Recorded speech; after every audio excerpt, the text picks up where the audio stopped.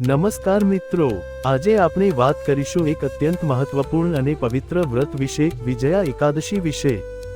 જેમ જ નામ પરથી જ સ્પષ્ટ છે, વિજયા એટલે વિજય, જીત।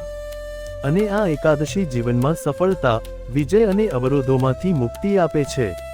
તો ચાલો આજે આપણે જાણીએ, વિજયા એકાદશી ક્યારે છે, આ વ્રતની પૌરાણિક કથા શું છે, આ વ્રત કેવી રીતે કરવું, અને સૌથી અહમ, આ વ્રતના શું શું લાભ છે। તો વિડિયો છેવટ સુધી જરૂર જુઓ અને આ વિડિયોને લાઈક કરવાનું ભૂલશો નહીં। વિજયા એકાદશી ક્યારે છે? રાત્રે 1:45 થી સવારે 2 વાગ્યા। તો સૌ પ્રથમ જાણીએ કે વિજયા એકાદશી ક્યારે છે। વિજયા એકાદશી 2026માં શુક્રવાર 13 ફેબ્રુઆરી 2026ના રોજ પાળવામાં આવશે। આ એકાદશી ફાલ્ગુન માસના કૃષ્ણ પક્ષની એકાદશીના દિવસે આવે છે। અમાંત પંચાંગ અનુસાર આ માઘ માસની કૃષ્ણ પક્ષની એકાદશી પણ કહેવાય છે। એકાદશી તિથિ 12 ફેબ્રુઆરી 2026ના રોજ બપોરે 12:22 વાગે શરૂ થશે અને 13 ફેબ્રુઆરી 2026ના રોજ બપોરે 2:25 વાગે સમાપ્ત થશે। વર્ષમાં આશરે 24 ની 26 એકાદશીઓ આવે છે અને દરેક એકાદશીનું પોતાનું વિશેષ મહત્વ છે। પરંતુ વિજયા એકાદશી વિશેષ રીતે મહત્વપૂર્ણ માનવામાં આવે છે કારણ કે તે સફળતા અને વિજયની એકાદશી છે। આ વર્ષે ખાસ વાત એ છે કે વિજયા એકાદશી શુક્રવારના દિવસે પડે છે, જે સમૃદ્ધિનો દિવસ માનવામાં આવે છે, તેથી આ વર્ષનો વ્રત વિશેષ શુભ માનવામાં આવે છે। વિજયા એકાદશીની પૌરાણિક કથા। હવે જાણીએ વિજયા એકાદશીની પૌરાણિક કથા। આ કથા સ્કંદ પુરાણ અને પદ્મ પુરાણમાં વર્ણવેલ છે। આ કથા ભગવાન શ્રી કૃષ્ણે યુધિષ્ઠિરને સંભળાવી હતી। કથાની શરૂઆત, એકવાર દેવર્ષિ નારદે બ્રહ્માજીને પૂછ્યું, હે બ્રહ્માદેવ, મને ફાલ્ગુન માસની કૃષ્ણ પક્ષની વિજયા એકાદશીનું મહત્વ અને તેની વિધિ વિશે જણાવો। બ્રહ્માજીએ કહ્યું, હે પુત્ર નારદ, વિજયા એકાદશીનું વ્રત સર્વ પાપોનો નાશ કરે છે। આજ સુધી મેં આ વ્રતની વિધિ કોઈને નહીં જણાવી હોય, પરંતુ હવે તને જણાવું છું। રામાયણ સાથેનો સંબંધ। વિજયા એકાદશીની કથા ત્રેતાયુગની છે, જ્યારે ભગવાન શ્રી રામ સુગ્રીવની વાનર સેના સાથે માતા સીતાના અપહરણ બદલ રાવણ સામે લડવા ગયા હતા। જ્યારે ભગવાન શ્રીરામ અને તેમની વાનર સેના રામેશ્વરમ આવ્યા, ત્યારે તેમની સામે એક વિશાળ સમુદ્ર હતો। લંકા સુધી પહોંચવા માટે આ વિશાળ સમુદ્રને કેવી રીતે પાર કરવો એ એક મોટી સમસ્યા હતી। સમુદ્રમાં ખતરનાક જીવો હતા જે વાનર સેનાને નુકસાન પહોંચાડી શકે। ભગવાન રામે લક્ષ્મણજીને પૂછ્યું કે આપણે આ સમસ્યાનો ઉકેલ કેવી રીતે કરી શકીએ। લક્ષ્મણજીએ જણાવ્યું કે ત્યાંથી અડધે અંતરે રહેતા વકદલભ્ય મુનિ આ સમસ્યાનો ઉકેલ શોધી શકશે।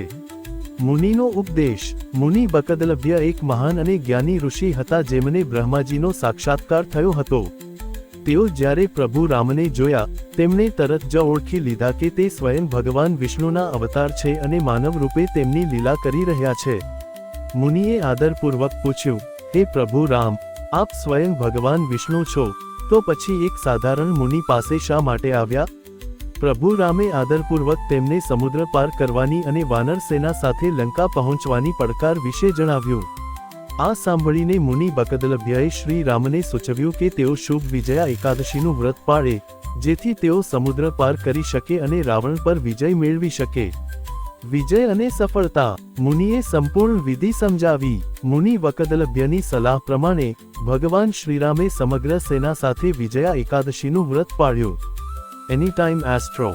આ વ્રતના પ્રભાવથી શ્રીરામ અને તેમની વાનર સેના સમુદ્ર પાર કરી શક્યા।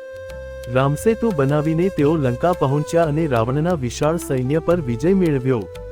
માતા સીતાને મુક્ત કરાવીને પ્રભુ રામ અયોધ્યા પાછા ફર્યા।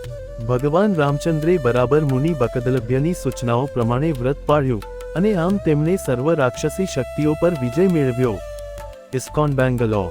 આ કથા આપણને શીખવે છે કે ભક્તિ, શ્રદ્ધા અને નિષ્ઠાથી પાળવામાં આવેલ વિજયા એકાદશીનું વ્રત જીવનની તમામ અવરોધોને દૂર કરી શકે છે અને વિજય અપાવી શકે છે। વિજયા એકાદશીનું મહત્વ। હવે સમજીએ કે વિજયા એકાદશીનું મહત્વ શા માટે આટલું બધું છે। ધાર્મિક મહત્વ। વિજયા એકાદશી પુણ્ય પર દુર્ગુણની જીત અને ભગવાન વિષ્ણુના દૈવી આશીર્વાદની ઉજવણી કરે છે। રુદ્રાક્ષ રત્ન। વિજયા શબ્દનો અર્થ જ વિજય છે। આ એકાદશી આધ્યાત્મિક અને ભૌતિક બંને પ્રકારના અવરોધો પર વિજય મેળવવા માટે પાળવામાં આવે છે। આધ્યાત્મિક મહત્વ. વિજયા ભગવાન વિષ્ણુના સ્વર્ગિક નિવાસ વૈકુંઠના મુખ્ય દ્વારપાલોમાંના એક છે. તેમને અને તેમના ભાઈ જયે સ્વર્ગીય રાજ્યની રક્ષા કરે છે. ઇસ્કોન દ્વારકા. ભક્તો આ વ્રત પાળીને પૃથ્વી પર સુખી જીવન તેમજ મૃત્યુ પછી વૈકુંઠ ધામમાં સ્થાન મેળવવા માટે ભગવાન વિષ્ણુને પ્રાર્થના કરે છે. પૌરાણિક મહત્વ. વિજયા એકાદશીની કથા વિષ્ણુ પુરાણમાં મળે છે અને રાજા યુધિષ્ઠિર અને ભગવાન કૃષ્ણ વચ્ચેના સંવાદ પર કેન્દ્રિત છે. રુદ્રાક્ષ રત્ન. બ્રહ્માજીએ નારદજીને કહ્યું હતું કે આ એકાદશી સૌથી પ્રાચીન અને પવિત્ર ઉપવાસ છે જે સર્વ પાપોને નષ્ટ કરે છે. વિશેષ મહત્વ. વિજય દશમીની જેમ વિજયા એકાદશી પણ સફળતા લાવનાર એકાદશી માનવામાં આવે છે. એની ટાઈમ એસ્ટ્રો. જેમ વિજય દશમીએ માં દુર્ગાએ મહિષાસુર પર વિજય મેળવ્યો અને ભગવાન રામે રાવણ પર વિજય મેળવ્યો, તેમ જ વિજયા એકાદશી પણ વિજય અને સફળતાનું પ્રતીક છે. વિજયા એકાદશી વ્રત વિધિ. હવે આપણે વિસ્તારથી જાણીશું કે વિજયા એકાદશીનું વ્રત કેવી રીતે કરવું. દશમીના દિવસે એકાદશીની પૂર્વ સાંજે અનેક ભક્તો એકાદશીનો ઉપવાસ અગાઉની રાત્રિથી શરૂ કરે છે જેથી પેટમાં કોઈ અવશેષ અન્ન ન રહે જ્યારે તેઓ સૂર્યોદય સાથે ઉપવાસ શરૂ કરે. દશમીની સાંજે શક્ય હોય તો અનાજ વગરનું સાદું ભોજન લો અથવા ફક્ત ફળો દૂધનો આહાર લો. એકાદશીના દિવસે પ્રાતઃકાળ. 1. બ્રહ્મ મુહૂર્તમાં જાગરણ અને સ્નાન. સવારે જલ્દી ઉઠો. બ્રહ્મ મુહૂર્તમાં સૂર્યોદય પહેલા જાગો. પવિત્ર સ્નાન કરો. શક્ય હોય તો પવિત્ર નદીમાં સ્નાન કરવું વધુ લાભદાયક છે, પરંતુ તે ઘરે પણ શુદ્ધ પાણીથી કરી શકાય છે. રુદ્રાક્ષ રત્ન. સ્નાન કરીને સ્વચ્છ વસ્ત્રો પહેરો અને વ્રતનો સંકલ્પ લો. 2. કલશ સ્થાપના. વેદી પર સપ્તધાન્ય 7 અનાજ મૂકો. ઉડદ, મગ, ઘઉં, ચણા, જવ, ચોખા અને બાજરી. એની ટાઈમ એસ્ટ્રો. સોના, ચાંદી અથવા માટીનું એક કલશ બનાવો અને તેમાં સ્વચ્છ પાણી ભરો. ISKCON desire tree. કલશમાં પંચપલ્લવ પીપળો, ગુલર, આંબો, વડ, અશોક આ 5 પાન મૂકો અને ત્યાં ભગવાન વિષ્ણુની મૂર્તિ સ્થાપિત કરો. એની ટાઈમ એસ્ટ્રો. 3. કલશ પૂજન. કલશને ઝીણા ચંદનના લેપ અને માળાથી શણગારો. ઇસ્કોન બેંગલોર. ધૂપ, દીપ, ચંદન અને ચંદનમાં બોળેલા ફૂલોથી કલશની પૂજા કરો. પછી કલશની સામે વિવિધ પ્રકારનું પાકેલું ભોજન, દાડમ અને નાળિયેર અર્પણ કરો. ISKCON desire tree. ધૂપ, દીવો, ચંદન, ફૂલો, ફળો અને તુલસીથી ભગવાન વિષ્ણુની પૂજા કરો. એની ટાઈમ એસ્ટ્રો. 4. મંત્રોચ્ચાર અને પાઠ. ભગવાન વિષ્ણુને સમર્પિત મંત્રોનો જાપ કરો. સૌથી સામાન્ય મંત્ર વિષ્ણુ સહસ્રનામ, વિષ્ણુના 1000 નામો અથવા હરે કૃષ્ણ મહામંત્ર છે. રુદ્રાક્ષ રત્ન. કેટલાક મહત્વપૂર્ણ મંત્રો. ઓમ નમો ભગવતે વાસુદેવાય. ઓમ વિષ્ણવે નમઃ. હરે રામ, રામ રામ હરે હરે. હરે કૃષ્ણ, કૃષ્ણ કૃષ્ણ હરે હરે. દિવસભર વિષ્ણુ ભગવાનની કથા વાંચો અને સાંભળો. ભગવદ્ ગીતા, રામાયણ અથવા ભગવાન વિષ્ણુ અને તેમના અવતારોથી સંબંધિત વાર્તાઓ વાંચવી અથવા સાંભળવી અત્યંત શુભ છે.